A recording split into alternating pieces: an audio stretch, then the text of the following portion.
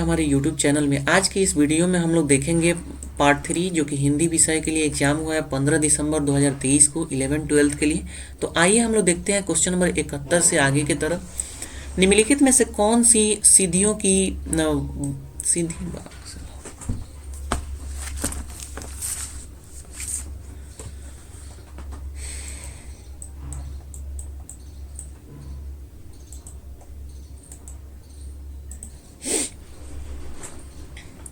स्वागत है दोस्तों आपका हमारे YouTube चैनल में। आज की इस वीडियो में हम लोग पार्ट 3 हिंदी को देखेंगे।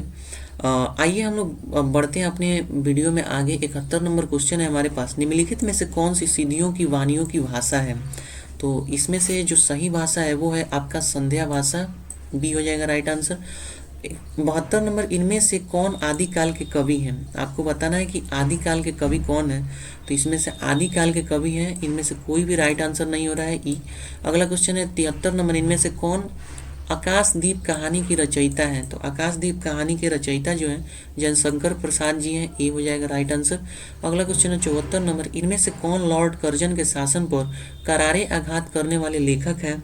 तो इनमें से सही जो है वो है बाल मुकुंद गुप्त जी, सी हो जाएगा राइट आंसर। अगला क्वेश्चन है हमारे पास 75 नंबर, इन सिद्ध कवियों में से कौन सर्वप्रथम माने जाते हैं? आपको सर्वप्रथम कौन माने जाते हैं ये बताना है। सर हप्पा आपको बताना है, राइट आंसर ये हो जाएगा सी। अगला क्वेश्चन 76 नंबर, इनमें से कौन राम काव्य परंपरा के कवि हैं? तो ये है आपका इनमें से एक से अधिक राइट आंसर हो रहा है, डी। अगला क्वेश्चन है 77 नंबर, इनमें से कौन सी अज्ञेय विचरित कहानी है? आपको अज्ञेय विचरित कहानी बताना है। तो इनमें से बिपथरगा आपका राइट आंसर हो जाएगा, बी। अगला क्वेश्चन है 78 नंबर, इनमें से विद्यापति के पिताजी का क्या नाम है? तो इनमें से विद्यापति पिताजी का कोई भी नाम नहीं हो रहा है, राइट आंसर ई हो रहा है। लेकिन आप कमेंट बॉक्स में बताइए कि उनके पिताजी का क्या नाम था। अगला क्वेश्चन है आपका 79 नंबर क्वेश्चन में एक काव्य पंक्ति दिया गया है। तो इस काव्य पंक्ति के रचयिता कौन है? इस काव्य पंक्ति के रचयिता है आपके भारतेंदु हरिश्चंद्र, ए हो जाएगा राइट आंसर। 80 नंबर, कौन इनमें से कौन सा प्रतीकात्मक नाटक है? तो प्रतीकात्मक नाटक इनमें से कोई भी नहीं हो रहा है, राइट आंसर हो जाएगा ई।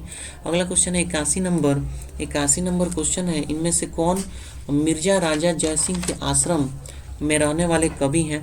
तो ये है बिहारी, आपका राइट आंसर हो जाएगा बी।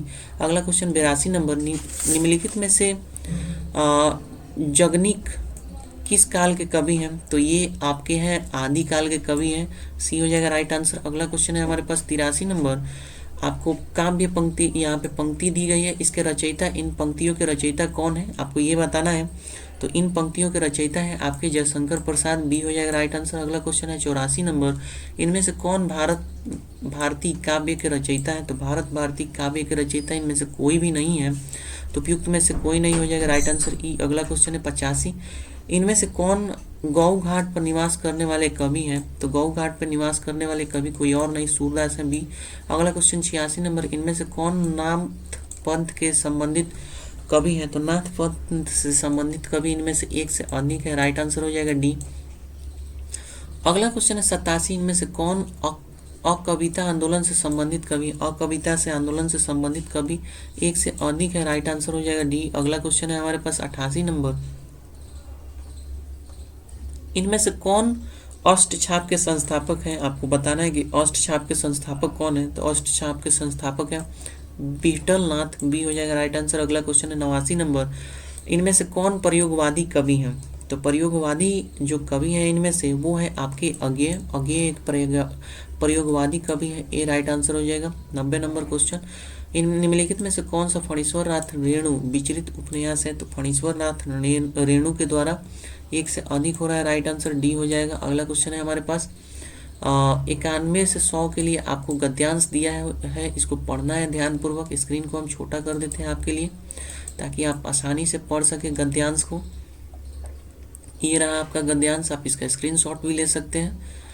आइए हम लोग देखते हैं आंसर की को। 91 नंबर क्वेश्चन है, निम्नलिखित के लिए उपयुक्त गद्यांश का शीर्षक क्या होगा? तो इसका जो सही शीर्षक है वो हो जाएगा आपका पुस्तकालय और भारत, सी हो जाएगा राइट आंसर। अगला क्वेश्चन है हमारे पास 92 नंबर क्वेश्चन का है, पुस्तकों का संग्रह करना आजकल की तरह सरल बात न थी।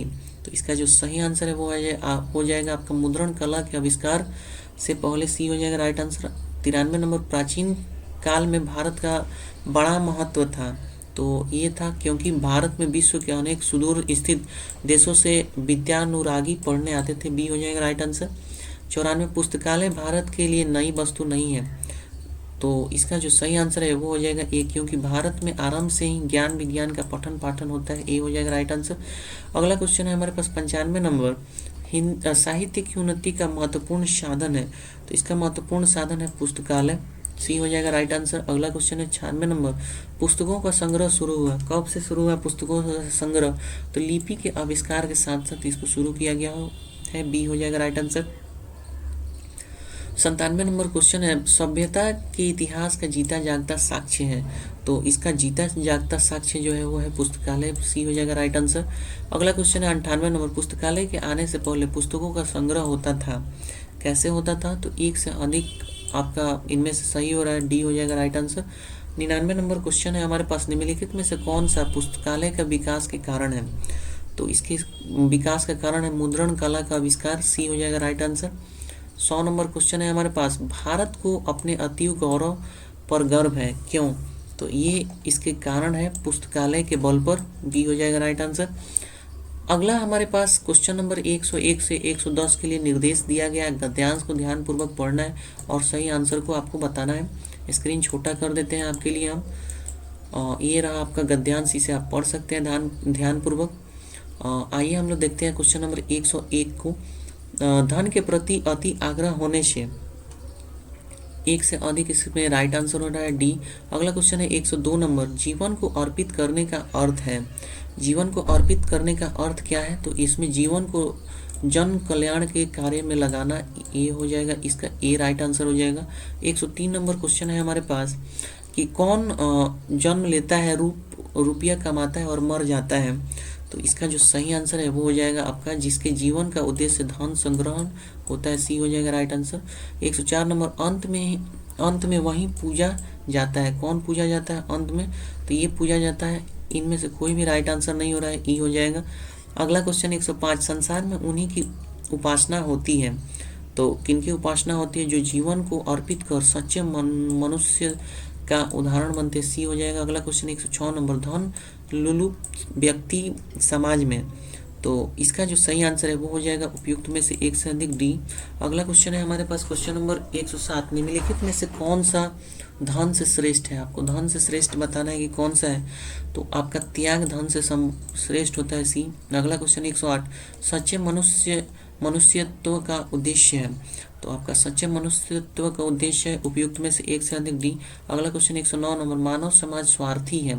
आपको बताना है कि मानव समाज क्यों स्वार्थी है, तो इनमें से एक से अधिक राइट आंसर हो रहा है, डी। अगला क्वेश्चन 110 नंबर, उपयुक्त गद्यांश के अनुसार निम्नलिखित में से कौन सा सत्य है, आपको ये बताना है। तो इनमें से कोई भी सत्य नहीं हो रहा है, ई हो जाएगा राइट आंसर। 111 नंबर क्वेश्चन है, निम्नलिखित में से कौन सी भाववाचक संज्ञा है? आपको भाववाचक संज्ञा बताना था, तो सामीप्य होता है भाववाचक संज्ञा, सी। अगला क्वेश्चन है 112, निम्नलिखित में से कौन सी गुणवाचक विशेषण है? गुणवाचक विशेषण आपका हो जाता है गुणवाचक विशेषण, इनमें से कोई भी राइट आंसर नहीं हो रहा है, गुणवाचक विशेषण, ई हो जाएगा। अगला क्वेश्चन है 113 नंबर, कौन सा द्वंद्व समास का उदाहरण है? आपको ये बताना है। तो द्वंद्व समास का उदाहरण होता है ऋषि मुनि, ये हो जाएगा। अगला क्वेश्चन 114, इनमें से कौन सी व्यक्तिवाचक संज्ञा है? तो व्यक्तिवाचक संज्ञा, इनमें से कोई भी राइट आंसर नहीं हो रहा है, ई। अगला क्वेश्चन है हमारे पास 115, निम्नलिखित में से कौन सी सकर्मक क्रिया है? तो सकर्मक क्रिया आपका उपयुक्त में से एक से अधिक है, डी। अगला क्वेश्चन है आपका 116 नंबर, कौन सी समास की परिभाषा है? आपको ये बताना है। तो समास का परिभाषा जो है वो सही हो जाएगा आपका, समास में दो या दो से अधिक पदों का संयोग होता है, सी हो जाएगा राइट आंसर। 117 नंबर, कौन सा अव्यय है? आपको ये बताना है। तो इसमें से अव्यय जो है वो एक से अधिक में हो रहा है, डी हो जाएगा राइट आंसर। अगला क्वेश्चन 118, निम्नलिखित में से कौन सा निश्चयवाचक सर्वनाम है? तो निश्चयवाचक सर्वनाम का एग्जाम्पल हो जाता है यह, बी हो जाएगा राइट आंसर। 119 नंबर, निम्नलिखित में से कौन सा पुल्लिंग शब्द है? तो पुल्लिंग शब्द आपका स्पर्श हो जाता है, सी। अगला क्वेश्चन है आपका 120 नंबर, कर्ता कारक ने चिन्ह का प्रयोग नहीं होता है। तो इसका प्रयोग नहीं होता है। उपयुक्त में से एक से अधिक, राइट आंसर डी। अगला क्वेश्चन 121, इनमें से कौन सा शुद्ध शब्द है? आपको शुद्ध शब्द बताना है। तो इनमें से कोई भी शुद्ध शब्द नहीं हो रहा, सारा गलत है। तो इसका राइट आंसर हो जाएगा ई। उपयुक्त में से कोई नहीं। अगला क्वेश्चन 122 नंबर, कौन सी अकर्मक क्रिया है? आपको ये बताना है। तो इसमें से अकर्मक क्रिया है सोना, ये हो जाएगा राइट आंसर। अगला क्वेश्चन है 123 नंबर, कौन सी संधि की परिभाषा है? आपको ये बताना था। तो संधि का इनमें से संधि में दो शब्दों के मेल से विकार उत्पन्न होता है। आपका शब्दों के मेल से नहीं होता, पदों के मेल से विकार। इनमें से कोई भी सही नहीं हो रहा है, राइट आंसर हो जाएगा ई। अगला क्वेश्चन है हमारे पास क्वेश्चन नंबर 124, निम्नलिखित में से किसमें कर्ता कारक के ने का प्रयोग हुआ है? तो इसमें से आपका हो जाएगा उपयुक्त में से एक से अधिक, डी। अगला क्वेश्चन 125 नंबर, निम्नलिखित में से कौन सा बहुवचन शब्द है? तो बहुवचन शब्द है प्राण, बी हो जाएगा। अगला क्वेश्चन 126 नंबर, कौन सा क्रिया विशेषण है? आपको ये बताना है। तो एक से अधिक क्रिया विशेषण है, डी। अगला क्वेश्चन 127, निम्नलिखित में से कौन सा दीर्घ स्वर संधि का उदाहरण है? दीर्घ स्वर संधि का उदाहरण इनमें से कोई भी नहीं हो रहा है, ई हो जाएगा राइट आंसर। 128 नंबर, कौन सा बहुवचन शब्द है? आपको ये बताना था। तो बहुवचन इनमें से शब्द है, एक से अधिक बहुवचन शब्द हो रहा है, डी। 129 नंबर, कौन सा शुद्ध शब्द है? आपको ये बताना है। तो एक से अधिक इसमें से शुद्ध शब्द हो रहा है, डी हो जाएगा राइट आंसर। 130 नंबर, इनमें से कौन समूहवाचक संज्ञा है? तो समूहवाचक संज्ञा है, इनमें से समूहवाचक संज्ञा है, एक से अधिक हो रहा है, डी हो जाएगा राइट आंसर। अगला क्वेश्चन है 131 नंबर, कौन सा शुद्ध शब्द शुद्ध वाक्य है? आपको ये बताना है। तो इनमें से शुद्ध वाक्य है, एक गाय, दो घोड़े और एक बकरी मैदान में चर रही है, सी। अगला क्वेश्चन 132, कौन सा बहुवचन शब्द है? आपको ये बताना है। तो इनमें से कोई भी बहुवचन, एक से अधिक बहुवचन हो रहा है, डी हो जाएगा इसका राइट आंसर। 133, कौन सा पुल्लिंग शब्द है? तो इनमें से कोई भी पुल्लिंग शब्द नहीं है, ई हो जाएगा राइट आंसर। 134 नंबर, निम्नलिखित में से कौन सा अशुद्ध शब्द है? अशुद्ध शब्द इनमें से हो जाएगा पूजनीय, ए। अगला क्वेश्चन हमारे पास 135, कौन सा अव्ययी भाव समास का उदाहरण है? तो इनमें से एक से अधिक अव्ययी भाव समास का उदाहरण, डी। अगला क्वेश्चन है अशुद्ध वाक्य कौन सा है? इनमें से बताना है। तो अशुद्ध वाक्य इनमें से हो जाएगा आपका, कई रेलवे के कर्मचारियों की गिरफ्तारी हुई है, ए हो जाएगा राइट आंसर। तो इस तरह से दोस्तों और थोड़ा सा ही क्वेश्चन बाकी है। तो इससे पहले हम रिक्वेस्ट करेंगे आपको कि वीडियो को लाइक कर दीजिए, चैनल को सब्सक्राइब कर दीजिए और डिस्क्रिप्शन बॉक्स में जाइए, देखिए आपके पास पार्ट 1 और पार्ट 2 जो कि क्वालिफाइंग पेपर और जनरल स्टडी था, इसका लिंक हमने दे रखा है। वहाँ से आप और आंसर की से मैच कर सकते हैं अपना। और कमेंट बॉक्स में ये बताना ना भूले कि आपका कितना मार्क्स आ रहा है, कितना सही हो रहा है, किस कैटेगरी से आ रहे हैं आप। जल्दी ही हम लोग कट ऑफ वीडियो भी बनाएंगे, तो बने रहिए हमारे चैनल पे। आइए 137 नंबर क्वेश्चन को देखते हैं। निम्नलिखित में से किसमें संप्रदान कारक के चिन्ह का प्रयोग हुआ है? तो संप्रदान कारक के चिन्ह का प्रयोग हुआ आपका, उसने लड़के को मिठाइयाँ दी, सी हो जाएगा। 138 नंबर, निम्नलिखित में से कौन सी जातिवाचक संज्ञा है? आपको ये बताना था। तो इनमें से आपका नदी में, सी हो जाएगा राइट आंसर। अगला क्वेश्चन 139, निम्नलिखित में से किसमें संबंध कारक के चिन्ह का प्रयोग हुआ है? तो संबंध कारक के चिन्ह का प्रयोग हुआ है चांदी की थाली, ए हो जाएगा राइट आंसर। 140, कौन सा मध्यम पुरुष सर्वनाम है? तो इनमें से तुम मध्यम पुरुष सर्वनाम होता है, बी। अगला क्वेश्चन 141 नंबर, अनेक शब्दों के लिए एक शब्द।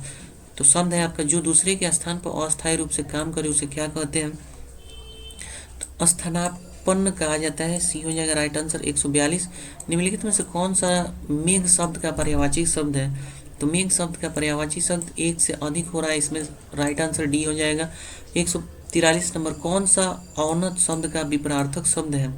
तो औन्नत शब्द का विपरार्थक शब्द होता है उन्नत, सी हो जाएगा राइट आंसर। 144, दौड़ धूप करना मुहावरे का अर्थ क्या होता है? तो दौड़ धूप करना मुहावरे का अर्थ होता है बड़ी कोशिश करना, बी हो जाएगा। 145 नंबर, किसी काम में दूसरे से बढ़ने की इच्छा या उद्योग, अनेक शब्दों के लिए एक शब्द आपको बताना था, तो स्पर्धा हो जाएगा, बी राइट आंसर। 146, कौन सा जल शब्द का पर्यायवाची शब्द है? जल शब्द का पर्यायवाची शब्द आपका हो जाता है आपका उदक, ए हो जाएगा राइट आंसर। अगला क्वेश्चन है हमारे पास क्वेश्चन नंबर 147, खाक छानना मुहावरा का अर्थ क्या है? तो खाक छानना मुहावरा का अर्थ इनमें से कोई भी नहीं होता है, राइट आंसर ई हो जाएगा। अगला क्वेश्चन 148, कौन सा कृत्रिम शब्द का विपरीतार्थक शब्द है? तो कृत्रिम शब्द का विपरीतार्थक शब्द हो जाता है प्रकृति, बी हो जाएगा। 149 नंबर क्वेश्चन, चिराग तले अंधेरा लोकोक्ति का अर्थ है? तो इसका अर्थ है अपनी बुराई नहीं दिखती, ए हो जाएगा राइट आंसर। 150, कौन सा शुष्क शब्द का विपरीतार्थक शब्द है? तो इसका विपरीतार्थक शब्द जो है वो हो जाएगा एक से अधिक, डी हो जाएगा राइट आंसर। तो इस तरह से दोस्तों हमने टोटल कर लिया है कंप्लीट अपना